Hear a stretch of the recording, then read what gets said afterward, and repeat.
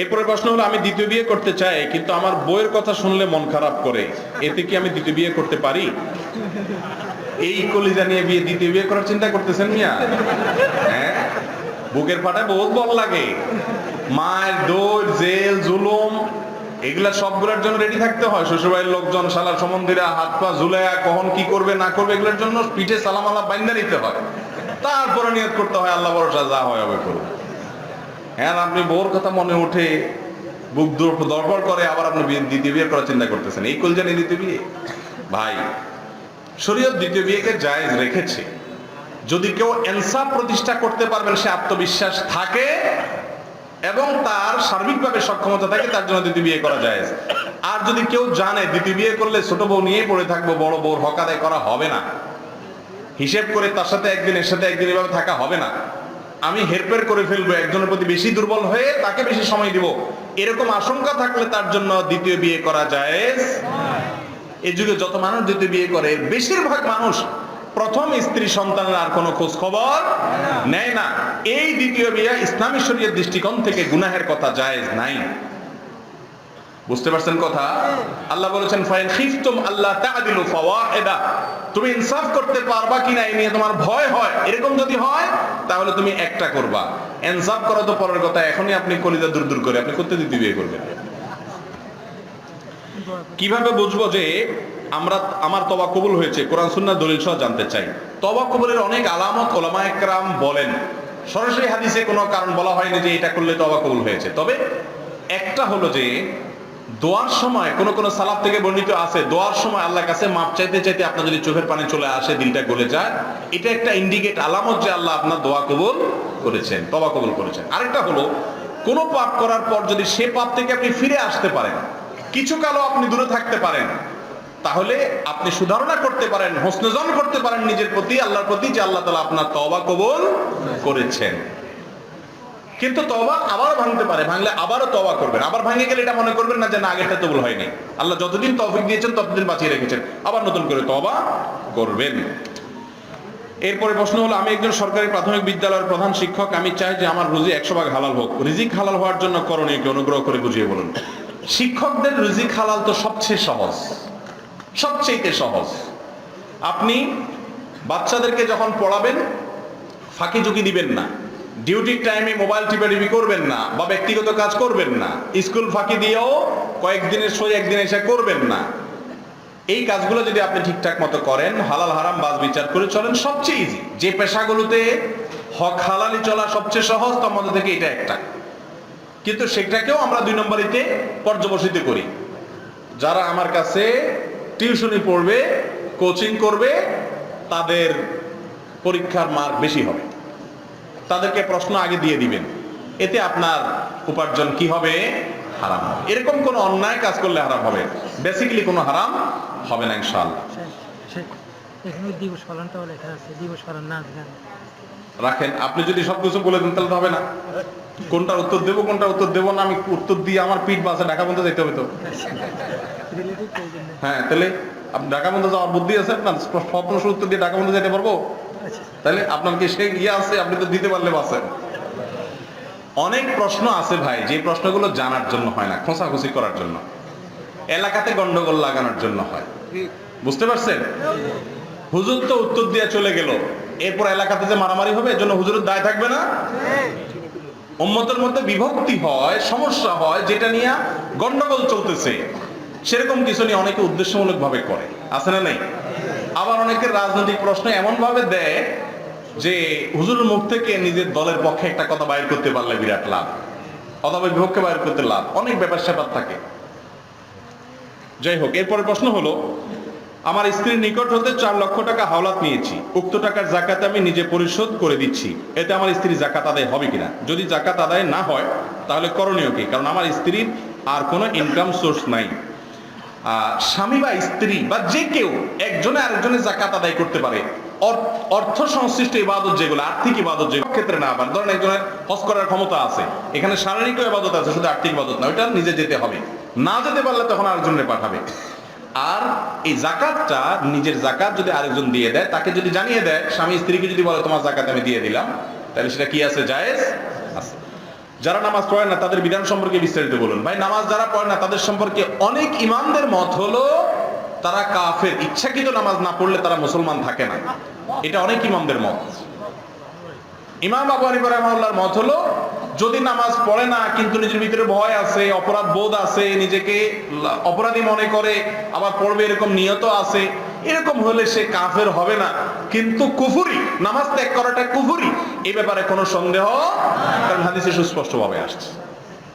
যারা মনে করেন নামাজ না পড়লে কি হয়েছে, ঈমান আছে, তাদের অবস্থা হলো দাঁত নামাজলে কি হবে, পরিষ্কার আছে, এরকম। বুঝেন নাই কথা? মুসলমান নামাজ না পড়ে থাকতে পারে। সৌদি আরবের আলেমদের ফতোয়া হলো ওই প্রথম মতের উপরে যে নামাজ ইচ্ছাকৃত ত্যাগ করলে সে মুসলমান থাকে না। এই জন্য সৌদি আরবে দেখবেন টোকাই দুষ্ট বান্দর যা আছে সব মসজিদে আসে, নামাজের ফরজটার জায়গাতে অন্তত পড়ে তারপর দৌড় দিয়ে আকাম টুকাম করে, কিন্তু নামাজটা ঠিক রাখে, কারণ জানে যে হাজিরা না দিলেন ইমান থাকবে না, খাতাতে নাম কেটে দেবে। আর বাঙালির ইমান এমন মজবুত, নামাজ তো নামাজ জুমাই পড়ে, আবার যদি বলে ভাই হিন্দু না মুসলমান, রাগ হইয়া না করবো একটা মারি দেবে। হাজিরাম দিরাজ জায়গা পাস নাম, এটা সম্ভ্রান্ত মুসলমান, নামাজ না পড়লে কি? আল্লাহ আমাদেরকে নামাজের গুরুত্ব বোঝার তৌফিক দান। নামাজ কোনো মুসলমান তরক করতে পারে না। এরপরে প্রশ্ন হলো, প্রত্যেক ফরজ নামাজের পর হাত তুলে মোনাজাত করা হয় তা কি সঠিক? প্রত্যেক ৫ ওয়াক্ত নামাজের পরে সালাম ফিরানোর পর নবী করিম সাল্লাল্লাহু আলাইহি ওয়াসাল্লাম অনেকগুলো দোয়া, অনেকগুলো জিকির করতেন। প্রায় ১০-১২টা দোয়া জিকিরের কথা আমরা একটা দোয়ার কার্ডে একত্র করছি, যেগুলো প্রত্যেকটা হাদিস দ্বারা প্রমাণিত। নবী সাল্লাল্লাহু আলাইহি ওয়াসাল্লাম এগুলো পড়তেন। সেই নামাজের পরে দোয়া জিকির যা আছে ১০-১২টা সবগুলো মুখস্থ আছে যাদের, তারা একটু হাত তোলেন। আন্দাজে তুলেন না, আমি কিন্তু জিজ্ঞেস করতে পারি। মাশাআল্লাহ, নামান অল্প ২০-৫০টা হাত উঠছে এই হাজারো মানুষের মধ্যে। তাহলে বোঝা গেল যে আমরা নামাজের পরে নবী করিম সাল্লাল্লাহু আলাইহি ওয়াসাল্লাম কি করতেন সেটা জানি না। দোয়া, সুন্নত দোয়াগুলো আমাদের মুখস্থ নাই, আমলও নাই, কিন্তু নামাজের পরে সবাই মিলে একসাথে হাত তোলা এটা আমরা জানি ভালো, তাই না ভাই? নবী করিম সাল্লাল্লাহু আলাইহি ওয়াসাল্লাম সাহাবীদেরকে নিয়ে, সবাইকে নিয়ে নামাজের পরে এরকম হাত তুলছেন, সাহাবীরাও সাথে হাত তুলছেন এবং আমাদের তো আমিন আমিন বলছেন। এটা নবী করিম সাল্লাল্লাহু আলাইহি ওয়াসাল্লামের জীবনে কোনো হাদিস থেকে পাওয়া, যদি তার জীবনে ২-১০-১২ করতেন তাহলে অন্তত হাজার হাজার হাদিসে সেটা বর্ণিত হতো। যারা আলেম তারা জানেন নবীজির জীবনের ছোট্ট একটা কাজ থুতু ফেলছেন, সেটাও সাহাবীরা, বহু সাহাবীরা বর্ণনা করছে। আর সবার সামনে প্রকাশ্যে দেওয়ালতে মসজিদে নববীতে নামাজ পড়াইছেন। যদি তিনি এই কাজটা করতেন তাহলে কি পরিমাণে হাদিসে থাকতো যে নবীজির সাথে আমরা সবাই হাত তুলছি? একটা হাদিসও নেই। কথা কি বুঝাতে পারছি? বাংলাদেশের সবচেয়ে বড় মাদ্রাসা হাটহাজারী মাদ্রাসা, সেখানে ৫ ওয়াক্ত নামাজের পর সম্মিলিত কোনো দোয়া হয় না। প্রত্যেকে যার যার মতো দোয়া করে, নামাজের পর দোয়া কবুল হয়, যেন আপনি দোয়া করেন। সুন্নাত দোয়া জানেন না, কিন্তু এই সম্মিলিত রূপ প্রচলিত। বিশ্ব ইজতেমায় সেখানে নাই, মক্কাতে, মদিনাতে, হারাম শরীফে আছে, কাকরাইল মসজিদে আছে, বড় বড় মাদ্রাসাগুলোতে নাই। যে মাদ্রাসায় নাই সেখান থেকে পড়ে এসে আপনি এলাকাতে করতেছেন, তাহলে আপনি শিখলেন কি, করলেন কি? মেখল মাদ্রাসায়ও নেই, অনেক বড় মাদ্রাসা নেই। আবার অনেক মাদ্রাসায় আছে, সেটা কিরকম আছে, যার যারটা শেষে করে, ইন্ডিভিজুয়াল, ইমামের সাথে কোনো সম্পর্ক নেই। ইমাম লম্বা করতেছে, আর আমাদের সিস্টেম কি, ইমাম তুলছে, আমরা তুলছি, কেউ ইমাম তোলার পর না তুলে তাহলে পাশন থেকে এরকম কোনো দিয়ে গুতে দেয়, উঠা হুজুর উঠেছে।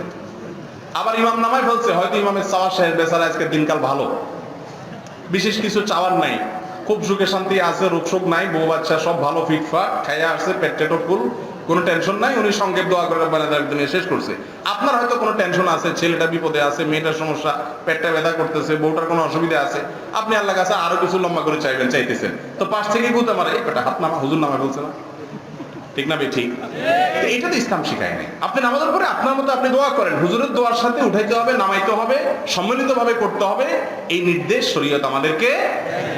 কিন্তু তাই বলে এলাকাতে দীর্ঘদিন থেকে এই মুনাজাত সম্মিলিতভাবে চলে আসছে। আপনি এখন ইমাম সাহেবের বিরুদ্ধে যুদ্ধ ঘোষণা করলেন, কমিটির বিরুদ্ধে যুদ্ধ ঘোষণা করলেন, এলাকা হাঙ্গামা লাগাই দিলেন, এটাও করা যাবে।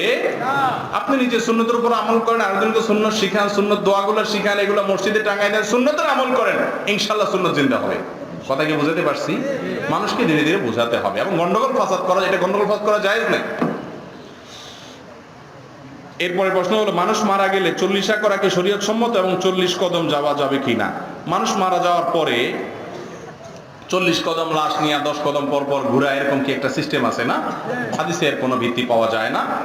আর মানুষ মারা যাওয়ার পরে 40 3 দিনা 7 দিনা এগুলো যে আছে, এগুলো বাংলাদেশের সবচেয়ে প্রতিষ্ঠিত বিদআত। এগুলো বাংলাদেশের প্রত্যেকটা অঞ্চলে প্রতিষ্ঠিত, কারণ খাওয়ান দাওয়ার ব্যাপার স্যাপার আছে, তো অন্য যা থাকুক না থাকুক এটাতে থাকতে হবে। ভাই, একজন মানুষের আত্মীয় স্বজন মারা গেছে, বেচারাকে খাওয়ানো হলো সুন্নাত। তাকে খাওয়ানো হলো কি? এলাকাবাসী তাকে খানা খাওয়াবে, কারণ হলো সেই বেচারা রান্না বাড়া করার মতো মানসিকতা নেই, মন খারাপ। সবাই রান্না করে করে তাকে খাওয়াবেন, তার বাড়িতে খানা পাবেন, প্রতিবেশীরা, এলাকাবাসীরা, তাদের জন্য এটা কর্তব্য। আমাদের দেশে খাওয়ায় ঠিকই, কিন্তু 3 দিন খাওয়াবে, 4 দিন খাওয়াবে, এরপরে সুদে আসলে একসাথে গরু সহ খেয়ে ফেলবে। এলাকাবাসী হয়তো একটু 2 গামলা 4 গামলা খানা পাঠাইছে 2-4 দিন, এরপরে একসাথে বিশাল ডেকে খানা সবাই মিলে খান। এটা জুলুম, এটা জায়েজ নাই ভাই। হিন্দুদের থেকে আসছে, এটা শ্রাদ্ধ থেকে এটা আসছে। আমি প্রায় সময় বলি, বিভিন্ন জায়গায় বলি, যুবকরা গুগলে গিয়ে শ্রাদ্ধ লেখেন, তালিব বসর রফলা আকার দ ধ লিখে সার্চ দেন, দেখবেন হিন্দুদের শ্রাদ্ধ হলো যে তাদের ধর্ম মতে, তাদের বিশ্বাস অনুযায়ী কোনো মানুষ মারা গেলে তার মারা যাওয়ার পর এলাকাবাসীকে যদি তার আত্মীয় স্বজনরা খাওয়া না দেয়, স্বর্গে তাকে বলা হয় টাকা পয়সা স্বর্ণ দায় না এগুলো দিয়ে বলে এগুলা খা, কারণ এগুলো দান করছিস তুই, তোর মরার পরে তো 14 গোষ্ঠী এলাকা মানুষের খাওয়াই নাই, এই জন্য তুমি কি পাবা না? স্বর্গে খানা পাবা। এই জন্য তার ওয়ারিসরা দুনিয়াতে যারা বেঁচে থাকে তারা আগে মানুষের খানা খাওয়া, তারপর সে স্বর্গে খানা পায়। এটা হলো হিন্দু ভাইদের বিশ্বাস, তাদের ধর্মীয় আকীদা। সেখান থেকে কিভাবে যেন আমাদের মধ্যে এটা চলে আসছে। সুন্নাত হলো মৃতর আত্মীয় স্বজনকে খাওয়ানো, তাদের থেকে খাওয়ানো সুন্নাত নয়, এটা বিদআত। এটাকে যদি ইবাদত মনে করেন, নির্দিষ্ট দিনে করার ফজিলত আছে মনে করেন, যেরকম করে আমাদের সমাজে করা হয়, তাহলে এটা বিদআত হবে। এটা থেকে বেঁচে থাকতে হবে। আল্লাহ আমাদের তৌফিক দান করুন। কোন খতিব সাহেব যদি অন্যের বউ বিয়ে করে ওই খতিবের পিছনে নামাজ পড়া কি বৈধ? বৈধ হবে যদি অন্যের বউ তালাক দেওয়ার পর ইদ্যত পালনের পর উনি বিয়ে করে, তাইলে কোনো অসুবিধা। আর যদি আরেকজন বউ ভাগায় নিয়ে তার স্ত্রী থাকা অবস্থায় হারাম সম্পর্ক করে, আল্লাহ মাফ করুক, তাহলে এরকম খতিব তাকে সরিয়ে তার জায়গায় উপযুক্ত লোক নিয়োগ দেওয়া কর্তব্য। কথা বুঝে আসছে? যদি এরকম ঘটনা সত্যিকারে ঘটে থাকে, তদন্ত করে দায়িত্বশীলরা ব্যবস্থা নিবেন। কারণ এরকম লোকের পিছনে নামাজ পড়লে মানুষের ফাসেক ফাজের প্রকাশ্য পাপে লিপ্ত এরকম মানুষের পিছনে নামাজ পড়লে মানুষের সালাতের মধ্যেও মনোযোগ হবে না, ভক্তিও হবে না, আর এটা সুন্নাহরও খেলাফ, মাসআলারও খেলাফ। মসজিদে প্রবেশ করলে কি 2 রাকাত নামাজ পড়তে হয়? মসজিদে যতবার ঢুকবেন, ঢোকার পর আগে 2 রাকাত নামাজ পড়বেন। যদি এরপরে বসতে চান, হয়তো আরো জামাতের 10 মিনিট বাকি আছে, মিনিমাম 2 রাকাত নামাজ পড়ে তারপরে বসবেন। এমনকি সুন্নত পড়তে চান, সুন্নত পড়ে তারপরে বসেন, অসুবিধা নেই, কিন্তু কিছু একটা পড়তে হবে। নামাজ না পড়ে সরাসরি বসা উচিত না, হাদিসে নিষেধ আছে। নবী সাল্লাল্লাহু আলাইহি ওয়াসাল্লাম বলেছেন, কেউ মসজিদে প্রবেশ করলে সেজন্য নামাজ না পড়ে না বসে। এরপরে প্রশ্ন, ইসলামী ব্যাংক যেহেতু কেন্দ্রীয় ব্যাংকের অধীনে, সেক্ষেত্রে ইসলামী ব্যাংক আমাকে ব্যবসা করার জন্য মাল কিনে দিলে তা জায়েজ হবে কি না? কেন্দ্রীয় ব্যাংকের অধীনে, সেজন্য কিছু পরিমাণ সুদের কারবার তাকে করতে হয়, সেটা সীমাবদ্ধতা। কিন্তু ইসলামী ব্যাংক যদি আপনাকে, যে কোনো ইসলামী ব্যাংক, অনেকগুলো ইসলামী ব্যাংক আছে, যে কোনো ইসলামী ব্যাংক যদি আপনাকে কোনো মাল কিনে দেয়, ধরেন আপনি বাড়ি বানাবেন, বাড়ির মাল সামানগুলো সে কিনে দিল, বা ব্যবসা করবেন, পুঁজি যেগুলো দিয়ে ব্যবসা করবেন সেই জিনিসগুলো কিনে দিল, এগুলোর দাম 1 লাখ টাকা। ব্যাংকের একজন কর্মকর্তা আপনাকে কিনে দিল, বা ভাউচার দিয়ে সেখানে লোক পাঠায় আপনাকে কিনে আবার আপনার কাছে সে হ্যান্ড ওভার করলো সিস্টেম অনুযায়ী, তাহলে সেক্ষেত্রে সেটাকে 1,10,000 20,000 বেশি দাম ধরে ওইটাকে আবার 10-12টা কিস্তি করে ভাগ করে দিল, এটা জায়েজ আছে। কথা কি বুঝাতে পারছি? কিন্তু যদি শুধু কাগজে কলমেই জিনিস কিনে দিছে, আসলে ব্যাংকের কেউ সেটা না গ্রহণ করছে, না আপনাকে হ্যান্ড ওভার করছে, ওই ঘুরায় ফিরা একই জিনিস হয়ে যায়, তাহলে কিন্তু জায়েজ হবে না। ইসলামী ব্যাংকগুলোতে অনেক সময় মাসআলা কাগজে কলমে ঠিক আছে, কিন্তু ফিল্ডে যারা অফিসার আছে, কাজ করে, তারা ওই শরীয়তের মাসআলা অনুযায়ী যেন ঠিক মতো হয় এটা করে না। অনেকে বলে একই জিনিস, তো না, একই জিনিস না। বিয়ে আর জেনা তো একই জিনিস, কিন্তু একটা হালাল আর একটা হারাম। ঠিক ব্যাংকের লেনদেন একই রকম, শরীয়তের নিয়ম অনুযায়ী হয়ে গেলে হালাল, আর না হলে হারাম। অনেক সময় অফিসাররা ঝামেলা বা যারা চাকরি করে ঝামেলা করতে চায় না, তারা খুব শর্টকাট করতে চায়, তখন কিন্তু সেটা হারাম হয়ে যায়। বাকি মূল পদ্ধতি ঠিক আছে, যে কিনে দিলে আপনি নিলেন, সেখানে অতিরিক্ত দাম ধরলো, সেটা দেওয়া জায়েজ আছে, সেটা সুদ হবে না।